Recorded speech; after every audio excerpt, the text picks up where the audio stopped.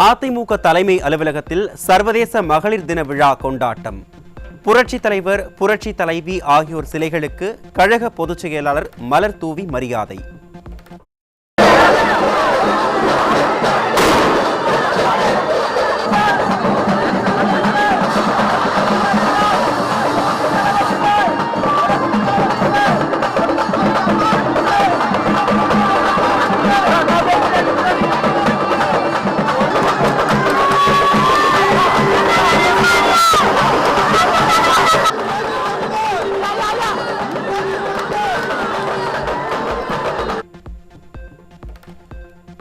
சர்வதேச மகளிர் தினத்தை முன்னிட்டு அதிமுக தலைமை அலுவலகத்தில் மகளிர் அணி நிர்வாகிகளுடன் இணைந்து கேக் வெட்டி கொண்டாடிய பொதுச் செயலாளர்.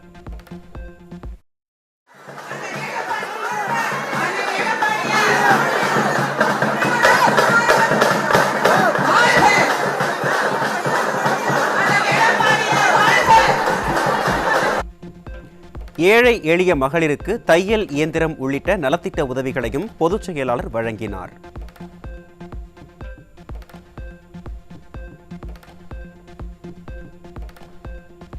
சர்வதேச மகளிர் தினத்தை முன்னிட்டு அதிமுக சார்பில் சிறப்பு பாடல் குறுந்தகட்டை வெளியிட்ட அதிமுக பொதுச் செயலாளர்.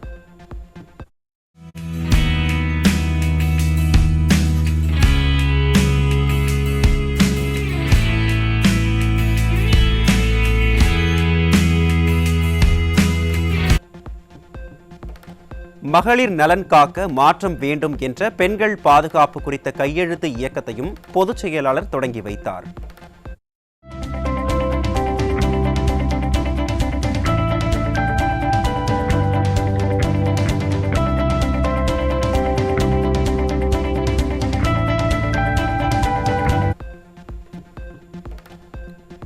தமிழ் கூறும் நல்லுலகில் வாழும் மகளிர் அனைவருக்கும் சர்வதேச மகளிர் தின நல்வாழ்த்துகள்.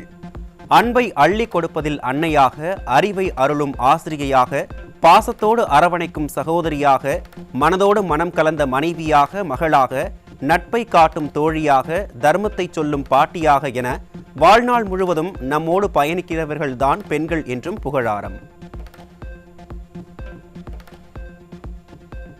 இன்றைக்கு தமிழ்நாடு பெண்களுக்கு துளி கூட பாதுகாப்பில்லாத மாநிலமாக மாறியிருப்பது மிகுந்த கவலைக்குரியது.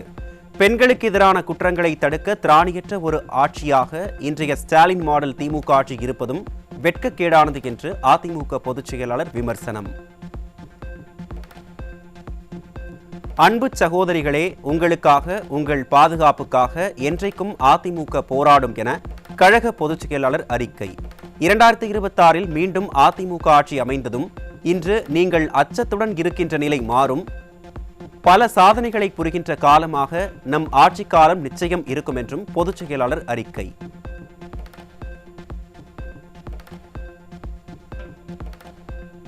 தருமபுரி மாவட்டம் அரூரில் தனியார் பள்ளியில் 8ஆம் வகுப்பு படிக்கும் மாணவிக்கு பாலியல் தொல்லை கொடுத்த உடற்கல்வி ஆசிரியர் போக்சோவில் பிடிபட்டார்.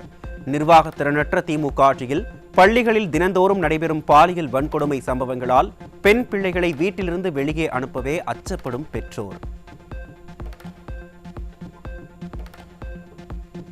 திருவாரூர் மாவட்டம் கூத்தாநல்லூர் அருகே 8 வயது சிறுமிக்கு பாலியல் தொல்லை கொடுத்தவர் போக்சோவில் பிடிபட்டார்.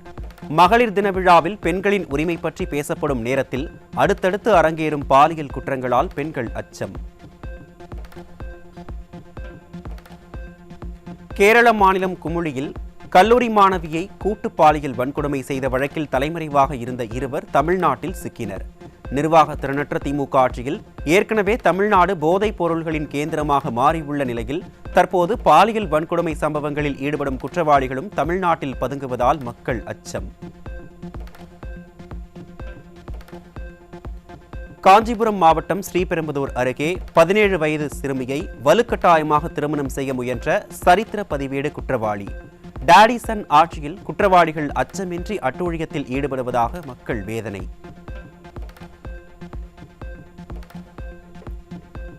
திருவண்ணாமலை மாவட்டம் ஆரணியில் பள்ளி சிறுமி, கல்லூரி மாணவி என 2 பெண்கள் பாலியல் வன்கொடுமை செய்யப்பட்ட சம்பவம் அதிர்ச்சியை ஏற்படுத்தியுள்ளது. பாதுகாப்பில்லாத இந்த ஸ்டாலின் மாடல் ஆட்சியில் எப்போது முடிவுக்கு வரும் என நாட்களை எண்ணிக்கொண்டிருப்பதாக பெற்றோர் வேதனை.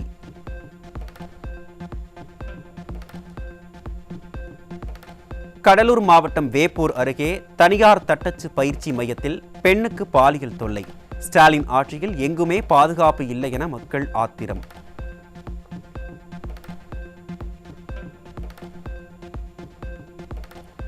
சிவகங்கை மாவட்டம் தேவக்கோட்டை பேருந்து நிலையம் அருகில் 8 பேரை வெறிநாய் கடித்து குதறியதால் அதிர்ச்சி. ஸ்டாலின் அரசின் நகராட்சி நிர்வாகம் நாய்களை கட்டுப்படுத்த எந்த நடவடிக்கையும் எடுக்காததால் இத்தகைய அவலம் அரங்கேறுவதாக மக்கள் வேதனை.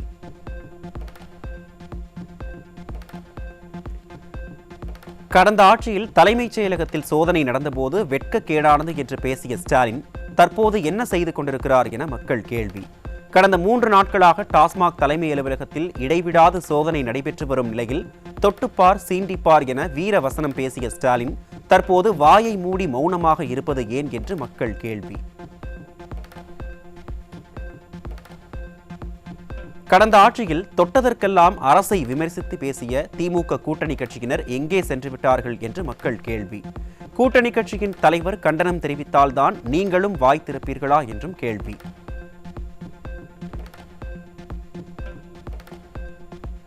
வழக்குகளில் மேல்முறையீடு செய்வது குறித்து தமிழக காவல்துறை தலைவருக்கு உத்தரவு பிறப்பித்து எழுதிய கடிதத்தால் காவல்துறையினர் கடும் அதிருப்தி. அரசு வழக்கறிஞர் என்ன முதல்வரா அல்லது முதல்வருக்கு நிகரான அதிகாரம் படைத்தவரா?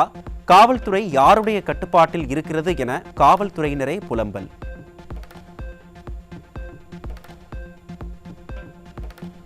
கன்னியாகுமரி மாவட்டம் நாகர்கோவில் அருகே 40 வயதுடைய நபர் கல்லால் அடித்து கொலை செய்யப்பட்ட நிலையில் இருசக்கர வாகனத்துடன் பெட்ரோல் ஊற்றி எரித்து கொலை செய்த கொடூரம். காவல்துறை கும்பகர்ண தூக்கத்தில் இருப்பதால் கொலை சம்பவங்கள் நாளுக்கு நாள் அதிகரித்து வருவதாக பொதுமக்கள் குற்றச்சாட்டு. விழுப்புரம் மாவட்டம் செஞ்சி அருகே மது போதையில் தகராறு செய்த மருமகனை அடித்து கொலை செய்த மாமனார், மனைவி உட்பட 3 சிக்கினர். திறனற்ற திமுக ஆட்சியில் கொலை சம்பவங்கள் சர்வசாதாரணமாக அரங்கேறுவதாக மக்கள் விமர்சனம்.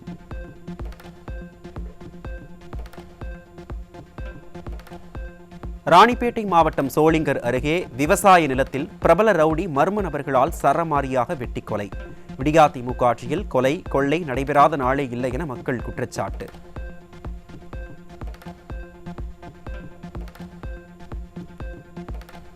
கடலூர் விருத்தாச்சலம் சாலையில் இருசக்கர வாகனத்தில் சென்றவரை வழிமறித்து தகராறு செய்ததோடு பேருந்தின் முன்பு தள்ளி கொலை செய்த கொடூரம்.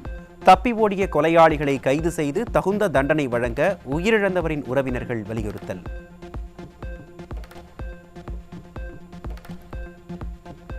சென்னை பெரும்பாக்கத்தில் விற்பனைக்காக வீட்டில் பதுக்கி வைக்கப்பட்டிருந்த 110 கிலோ கஞ்சாவுடன் குற்றவாளிகள் பிடிபட்டனர். நிர்வாக திறனற்ற திராவிட மாடல் அரசின் உளவுத்துறை உறங்கிக் கொண்டிருப்பதால் போதைப்பொருள் புழக்கம் அதிகரித்துள்ளதாக மக்கள் புகார்.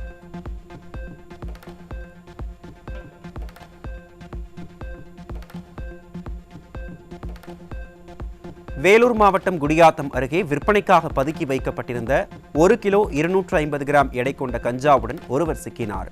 திமுக ஆட்சியில் கஞ்சா உள்ளிட்ட போதைப் பொருட்களை கட்டுப்படுத்தாமல் ஸ்டாலின் ஏமாற்றி வருவதாக மக்கள் குற்றச்சாட்டு.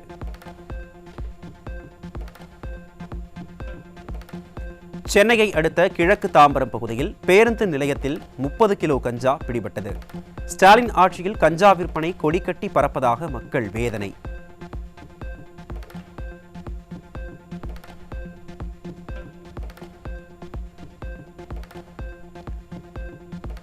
தூத்துக்குடியில் இருந்து மாலத்தீவுக்கு சிறிய ரக கப்பலில் கடத்திச் செல்லப்பட்ட சுமார் 33 கோடி ரூபாய் மதிப்பிலான போதைப் பொருள் சிக்கியது. கப்பலில் மறைத்து வைக்கப்பட்டிருந்த ஹசீஸ் என்ற 30 கிலோ செறிவூட்டப்பட்ட கஞ்சா எண்ணெய் போதைப் பொருள் சிக்கிய நிலையில் தமிழக கடலோர காவல்படை தூங்கிக் கொண்டிருக்கிறதா என மக்கள் கேள்வி.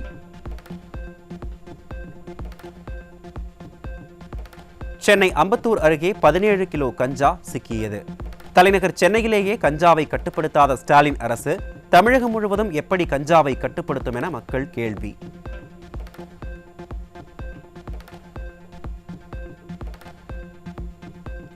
கோவையில் மது போதையில் அடாவடி செய்த போதை ஆசாமியுடன் மல்லு கட்டிய காவல்துறையினர்.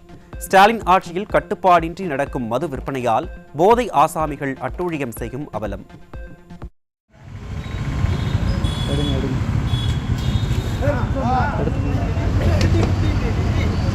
வண்டியில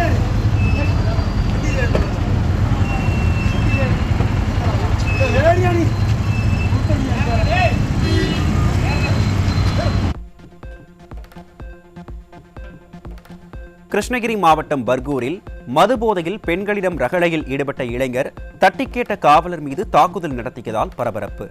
மதுபோதை ஆசாமிகளால் தமிழகத்தில் காவலர்களுக்கே பாதுகாப்பில்லாத சூழல் நிலவும் அவலம்.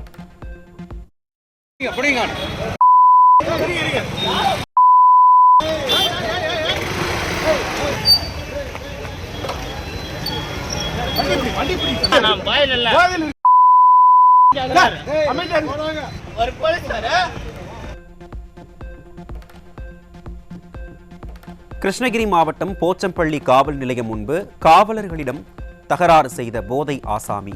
டாஸ்மாகில் பாட்டிலுக்கு 20 ரூபாய் அதிகம் கேட்பதாக கூறி மதுப்பிரியர் எழுப்பிய கேள்விகளுக்கு பதில் சொல்ல முடியாமல் தவித்த காவலர்கள்.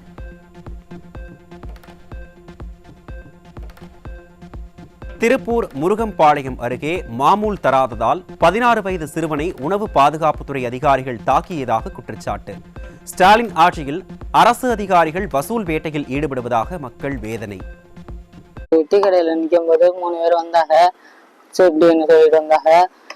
பிடிச்சி அடிச்சுட்டாங்க சார். அடிச்சு ஆன்ஸ் பேக்கெட்லாம் கொடுத்து இந்த மாதிரி காசு கேட்டாங்க சார். எனக்கு கொடுக்க முடியல.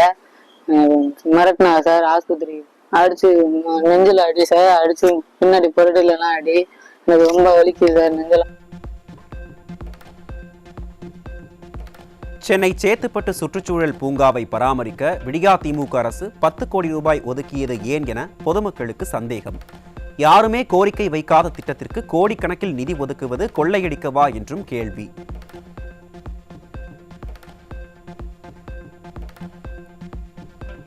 தூத்துக்குடியில் திமுக அமைச்சர் அனிதா ராதாகிருஷ்ணனின் வீட்டை முற்றுகையிட்டு 300க்கும் மேற்பட்ட மீனவர்கள் போராட்டம். தருவைக்குளம் மீனவ கிராமத்தில் கடல் அரிப்பை தடுக்க தூண்டில் வளைவு அமைக்க வேண்டும் என பலமுறை வலியுறுத்தியும் நடவடிக்கை எடுக்காததால் ஆத்திரம்.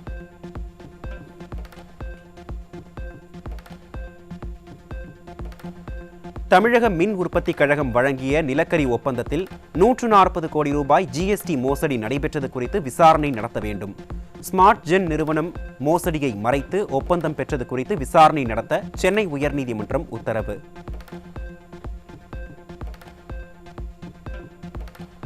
அரவிந்த் கெஜ்ரிவால், சந்திரசேகர் ராவ் வரிசையில் திராவிட மாடலும் மதுபான ஊழலில் சிக்கி ஆட்சி அதிகாரத்தை இழக்கலாம் என மூத்த பத்திரிகையாளர்கள் கருத்து. கலால் வரி முறைகேடு தொடர்பாக டாஸ்மாக் அலுவலகத்தில் அமலாக்கத்துறை நடத்திய சோதனையை தொடர்ந்து திராவிட மாடலின் மிகப்பெரிய ஊழல் வெளிவரப்போவதாக திட்டவட்டம்.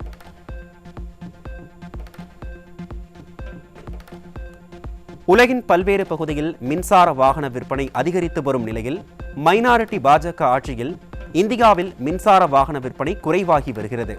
கடந்த பிப்ரவரி மாதத்தில் மொத்த ஈவி விற்பனை 1.9% சரிவை சந்தித்துள்ள நிலையில் மின் வாகன பயன்பாட்டிற்கு போதிய வசதியும் ஊக்கமும் கிடைக்காததே இந்த சரிவுக்கு காரணம் என சொல்லப்படுகிறது.